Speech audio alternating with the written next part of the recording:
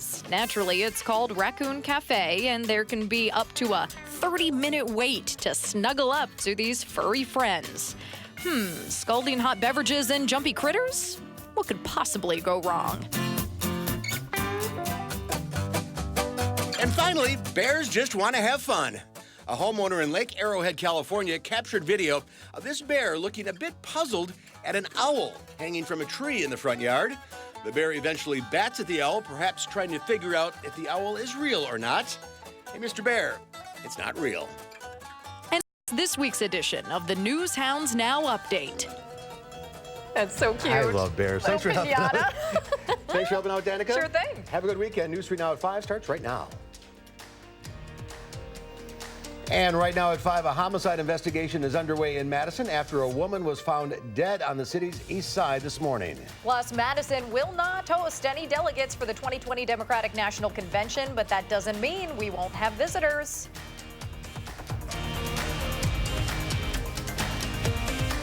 From the Channel3000.com Alert Center, this is News 3 Now at 5. For staying with us, Eric and Susan are off. Police are still searching for the person who killed a 30-year-old woman on Madison's east side. This is the first homicide this year in Madison. Police are asking people in that area to stay vigilant because the suspect is not in custody and they don't know what motivated this murder. Jamie Perez is live where the woman's body was found. Jamie, what can you tell us about the investigation? Right now, police still don't really know who they're looking for, and earlier today, this area was taped off with crime scene, and they had their K-9 team out in this field searching where that woman's body was found for any clues that might lead them on any leads of who this suspect might possibly be. Now, earlier today, police told us that this woman was hanging out at a friend's apartment and left around 4 a.m., but never came back to the apartment. Her friends went out to look for her and found her body in this field. They called police and performed some life-saving measures on her until emergency crews got there. She was pronounced dead at the scene. Police are not commenting on how she was killed, but there is an autopsy being done on her now. Police spokesperson Joel Despain said this is the first homicide this year, but says they usually don't see any crime or violence happen around this area. This is really an area that has been very peaceful for us. We don't get a lot of calls to this area, other than some things out in the East Washington corridor. But in terms of the living situation here, a number of years ago, these apartments were rehabbed.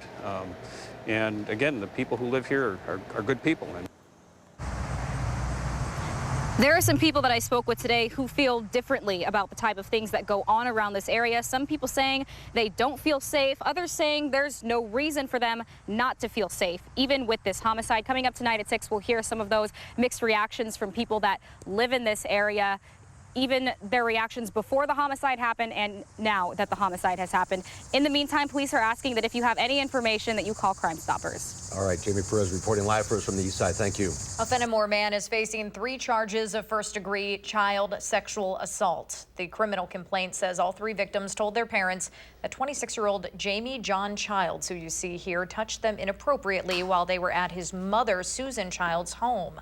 That is their daycare, by the way. The complaint says one victim's mother reported that it had taken place during a sleepover at Child's home on July 11th, but all of those parents said the victims said it happened on multiple occasions. If convicted, Childs could be sentenced to up to 60 years in prison on each individual count. 2 13-year-old boys and 3 14-year-old boys are in custody this evening after being accused of stealing a vehicle and taking officers on a high-speed chase in Columbia County. Amanda Quintana has more near Portage with what we know. We're on Highway 51 just south of Portage, where just before 3 o'clock, a short car chase ended here. Just about 30 minutes before that car chase ended, Dane County told Columbia County that a car that was stolen out of Madison was on its way here. So the sheriff's office had time. They put unmarked cars behind that car, following them while they had spike strips getting set up, but they weren't necessary. The chase only lasted about 2 miles before that car was pulled over. We wanted to get some people set up, and we had the luxury of doing that since we knew it was stolen. The high probability of them turning this into a high-speed chase as it entered or closer to Portage, We were able to get some marked units there. As soon as the marked units had activated their lights, it became a high-speed chase. The sheriff's office tells me that it's very rare that they have that amount of time to set up. They were able to arrest the people in the car. They tell me they believe they are juveniles, but their names have not been released yet. For News 3 Now, I'm Amanda Quintana. A 30-year-old Wisconsin man was crushed by an elevator at a New York City high-rise. Sam Weisbrod moved to New York City after graduating from Madison. At his apartment building, firefighters say he was pinned between the elevator car and shaft when the elevator suddenly dropped. I'm just devastated in that, you won't be able to have children and father a child and grow up and enjoy life, and we're just devastated. The Department of Buildings in New York City is investigating what happened with the elevator. According to CNN, city records show there have been 16 violations with this elevator between 2017 and 18. All had been dismissed. People in Richland Center are ready for answers surrounding the ongoing investigation into Police Chief Lucas Clements. Amy Reed talked with them today and shows us what we know about the investigation so far and what state and local officials are holding back. It's been 2 months since an investigation started into the Richland Center Chief of Police, and people who live here are starting to get impatient, wanting to know what happened. We feel safe here, we feel protected, and we always thought the police forces, we're safe and they do a good job. Now we're hearing things that concern us. In the 2 months since the investigation started, we still don't know what Police Chief Lucas Clements is being investigated for. Cecile even said the lack of information is only flaming the gossip. Why don't we know anything yet? We don't know. It's frustrating. Here's what we do know. In June, Chief Lucas Clements was put on leave and the state started the investigation. The Department of Justice won't explain more, but they have told us a court ordered the appointment of the special prosecutor. The mayor tells us he doesn't know anything about the investigation. Chief Clements has been under investigation at least once before. In 2013, he was cited for suspicion of a hit and run, among other charges, after officers said they found a vehicle that belonged to him on a guardrail and said the driver had been at a local bar. 2 years later, he was promoted to chief. We submitted a request for Clements' personnel records with the police department to see if there have been transgressions since. That was 2 months ago, and the department has not responded to our request with no explanation. While Clements is on leave, he's collecting $38 an hour, according to the mayor. Many in the community want to wait until after the prosecutor makes its call before they form an opinion, but even hopes for answers soon. If he did wrong and if he's still doing something wrong, he needs not to be a police chief in our town. The mayor told me it'll still be several weeks before we hear what the special prosecutor thinks, and that'll kick off a whole other process of where the police department will go from there. Reporting in Richland Center, Amy Reed, News 3 Now. The mayor of Richland Center, the sheriff for the county, and the district attorney were all either out of the office or otherwise unable to shine any light on the situation today. Beaver Dam Middle School is still closed this evening following that fiery crash that happened Wednesday night. The school district says more than 80 people are working to clean up the middle school after the crash. School officials say the gym floor is a total loss. They say the middle school open house scheduled for August 27th has been postponed, but the district says that it will keep planning on starting school on Tuesday, September 3rd. 4 teenagers are facing a burglary charge in Oregon. Police say a burglary occurred in the 100 block of Monroe Street in the village. Investigators executed a search warrant at 501.5 North Main Street this morning. Officers arrested Andres Lopez, James Krieger, and John Krieger, who are all 17 years old, and a 15-year-old juvenile. Police say most of the property that was stolen was then returned. We have a reminder tonight to pay special attention to farm equipment after a tractor was hit in Greene County. The Greene County Sheriff's Office says a tractor operator was trying to turn into a driveway in the town of Washington around 3 p.m. yesterday. That's when a car coming in the other direction on County Road N collided with it. That driver, Larry Allen, was taken to the hospital. Deputies also cited Allen for having open intoxicants in the vehicle. The tractor was damaged but was able to drive away from the scene. Quintez Cephas says he is officially eligible to play football again at UW-Madison. Cephas posted that message on Twitter earlier today. A jury found him not guilty of sexual assault last month. Earlier this week, UW Chancellor Rebecca Blank announced that Cephas was readmitted into the university.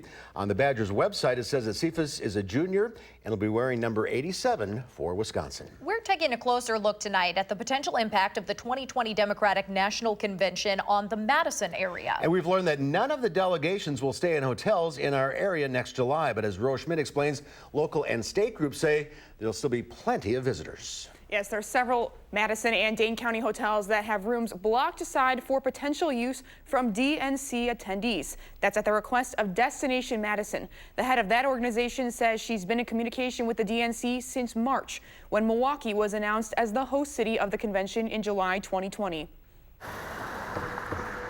As you drive around Madison, you'll see several hotels with rooms blocked off for the 2020 Democratic National Convention. But we're learning those hotels won't be hosting delegations. While the state delegations are staying in a particular cluster of hotels that is not including Madison, the visitors for this convention will include thousands and thousands of people who will be staying in Madison. Ben Wickler, chair of the state's Democratic Party, says he wants to reassure people that the delegations are important, but they only represent part of the crowd headed to Wisconsin next July. I bet every hotel room is going to be booked with journalists, with donors, with activists, with international observers, with guests who just want to see the whole shebang. So where are the delegations staying? The biggest Wisconsin clusters are downtown Milwaukee, near General Mitchell Airport, and in Wauwatosa, but nearly half are headed to Illinois, in cities including Gurnee. It's always exciting. So the village of Gurnee, we pride ourselves in being a destination for tourism. We have over 1,800 hotel rooms in Gurnee and also over 140 restaurants. Delegations are headed as far away as the O'Hare hotels in Rosemont. That's more than 80 miles away from Milwaukee, but it's a comparable distance to Madison. The capital city, Wickler says, will still see an economic boom. I think at this moment you might feel like, oh, will Madison be left out? By the end of the convention, you're going to have the opposite problem. Destination Madison declined our request to provide an on-camera interview today. We also reached out to the offices of Dane County Executive Joe Parisi and Madison Mayor Satya Rhodes Conway for comment, but they did not respond to our request. All right, Rose Schmidt, thank you. Well, we are helping you and your kids get ready for going back to school this week. It's already here. Keely Arthur tells us how to make sure your children are looking their best ahead of the first day of classes. Parents know that back-to-school to-do lists can be a mile long. That's why dozens of barbershops across Madison are teaming up this weekend to cross one of those items off your list. JP Hair Design is holding its annual back-to-school free haircuts event this weekend. Jeff Patterson started the event in his barbershop more than a dozen years ago and saw it quickly outgrow the space. They've since moved the event to the Alliant Energy Center, getting the help of about 40 other barbers to give hundreds of free haircuts, which they hope translates to success in the classroom. What the kids do is go back to school and feel good and look good and want to do good, you know. So once you look in the mirror and see a good look, that kind of correlates into what you do. When they get a chance to decide what they want, they're super happy, they're pleased, they run it around, and they feel good about themselves. The event runs from 10 to 5 on Sunday. Any kid from kindergarten to 12th grade is eligible to get their hair cut. The barbers just ask that you make sure your kiddo's hair is washed and combed and ready to cut before you come in. And we've been getting you ready to go back to school all month on News 3 Now this morning. On Monday, it's back to school for teachers in Madison. We'll talk about how they're learning more about racial equity after a tough year for the district. Keely, thank you so much. And the high school football season begins, well, this week, today, and so does the 12th season of the Prep Mania High School Football Game of the Week. Tonight, Monona Grove visits Wanakee. Jay Wilson, Bill Brophy, and Alan Minert will be bringing you that game live on channel3000.com. Again, that is tonight at 7. And of course, Melissa Kim, Kevin Lewis going to be here at 10 with all of the high school scores and highlights. Probably about 11. There's a football game tonight. Oh, yeah. So, Thanks for reminding me. An NFL game. Yeah, that's right. Summer's over. Summer is over. There's more to come on News 3 Now at 5. Up next, it's only August still, but Dane County is preparing for winter. How a new machine will help you plow the roads following the snowfall. And coming up tonight at 6, a Rock County High School is looking to add a new club to its roster, one that aims to get to the center of Wisconsin culture. We'll explain at 6. And a rough day on Wall Street with the China tariff war. The Dow Industrial is down 623 points. The NASDAQ off 240. The S&P 500 down 76. We'll be right back.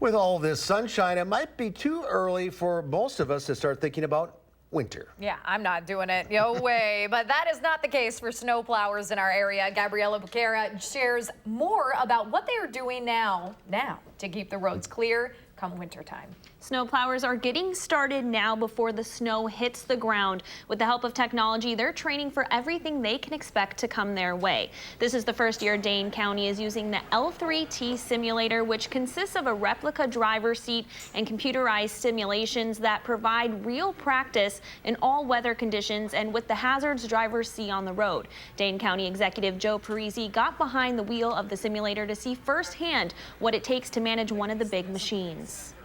People need to realize how hard this is. This is complicated. You're not only, keeping the truck on the road, there are a whole bunch of things to keep track of: the blade, your speed, where you're at on the road.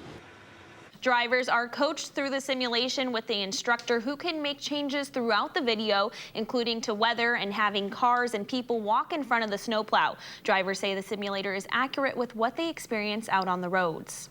And while these drivers are training to be cautious of hazards, they also want to remind people to keep their distance from snowplowers clearing the road. It takes a lot to move one of the machines, and they can't always act as quick as needed. You got a chance to get behind the wheel then? Yes, I did, and everyone will see that at 6 tonight.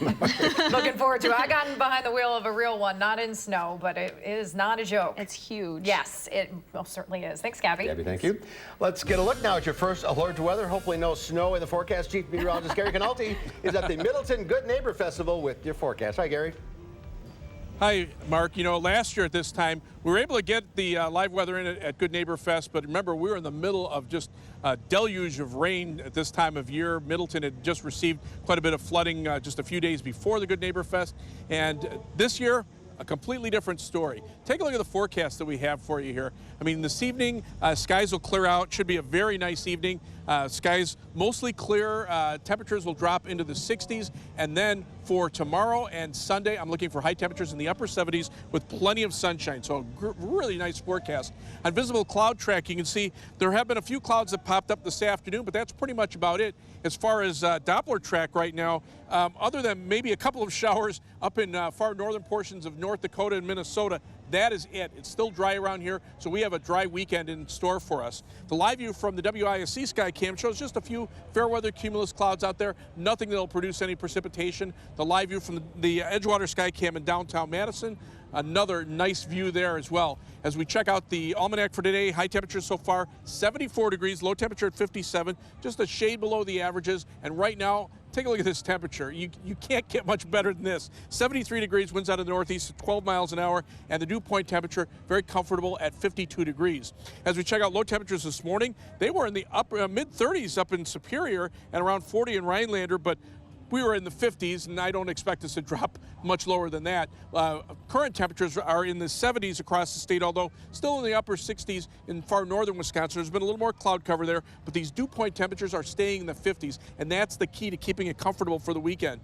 Weather track, you can see pretty quiet across our part of the Midwest. The jet stream now down near the Ohio River. That's the dividing line between the heat and humidity farther to the south, and also some showers and thunderstorms. Current weather map actually shows a stationary front or a cold front that becomes a warm front over southern portions of Kansas. That's the south of that front. That's where the warm and humid air is. But we're on the mild side of things, and the temperatures are very comfortable through much of the upper Midwest. 70s for the most part. A couple of places like around Omaha, Nebraska, around 80 degrees. But notice those dew point temperatures. They are going to be in the 50s, even some upper 40s to the north. So the air very comfortable across our part of the country. It looks like it'll stay that way over the weekend. So our forecast calls for skies to be mostly clear for tonight, low temperature dropping to 53. Tomorrow, another great day. Sunny skies, high temperature at around 77 degrees, and then we'll go a degree warmer for Sunday with a high of 78. On future track, no rain you'll see in the forecast. Skies will clear out overnight. Low temperatures will drop into the lower 50s. High temperatures tomorrow climbing up into the upper 70s with plenty of sunshine. Just a few fair weather cumulus clouds in the for tomorrow night. Mostly clear skies. Low temperatures in the mid 50s. And then Sunday we're back to partly sunny skies. High temperatures will be in the upper 70s. As we take a look at the 7 to 10 day forecast, you'll see shower and thunderstorm chances will return on Monday of next week. Tuesday, any lingering showers and storms land early in the day. A slight chance of a shower or thunderstorm on Wednesday. Dry weather on Thursday. A weak cold front on Friday will bring a shower or thunderstorm chance. And look at that forecast for the Labor Day weekend. This weekend for Good Neighbor Fest is great. Next weekend, just as nice. Sunny skies, high temperatures, low 70s Saturday, mid 70s Sunday, and upper 70s for Labor Day Monday. So you can't get much better than that. But if you want to come out to Good Neighbor Festival, it's just to the west of Middleton High School, here on the west side of Middleton. Beautiful weather. We've got rides set up over here. You can smell the food just about anywhere on the grounds. Let's show the graphic with the latest information here about Good Neighbor Fest with the hours and the times for the Good Neighbor Fest. It'll go on today, tomorrow, and also for Sunday. We don't have the times up there, but still, it runs pretty much the entire day. There's live music out here. There's a fun walk tomorrow morning at 9:30. We've got the Middleton Recreational Dance at 11 o'clock, pickleball at 2:30. There's just a lot of things going on here.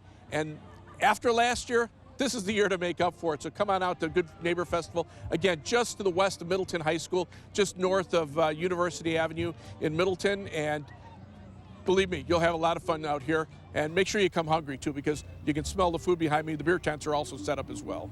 Well, I hope we get a little bit of everything back here at the station here, Gary. It's sounding great. I'll have to bring back some samples. Yes. All right. Thank you so much. Get our pickleball skills going. Oh, there you go. Ahead on News 3 Now at 5, the president orders U.S. companies to start looking for an alternative to China. Why trade tensions are worsening.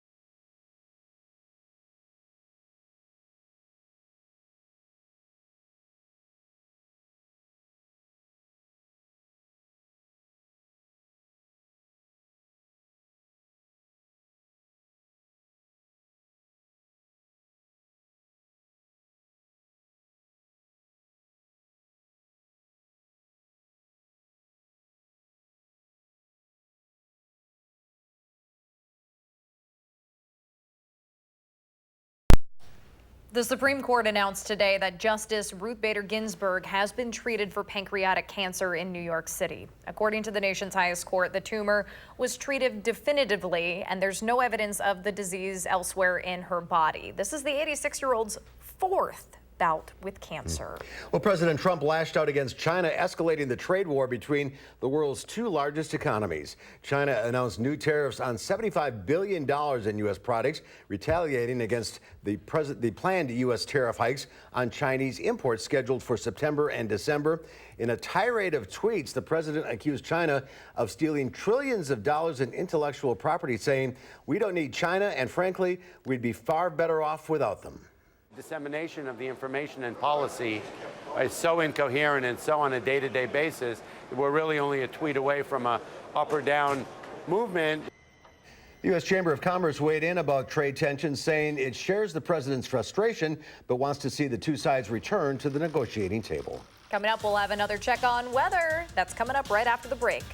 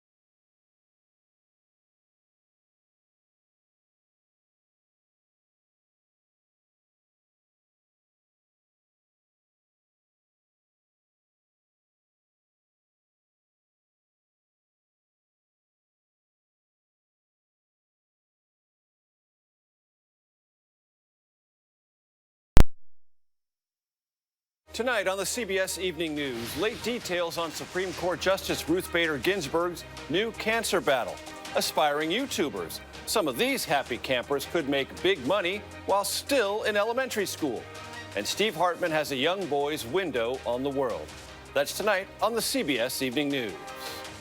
Dave Caulfield's here. One final check of the forecast. Really pleasant this evening. Great to get outside and enjoy temperatures dipping through the 70s and 60s into the 50s to start tomorrow. We're in the mid to upper 70s for highs and plenty of sunshine. The sunshine stays with us into Sunday as well. Great weekend. Thank you, Dave. Thanks for watching. We'll see you back here for News 3 Now at 6.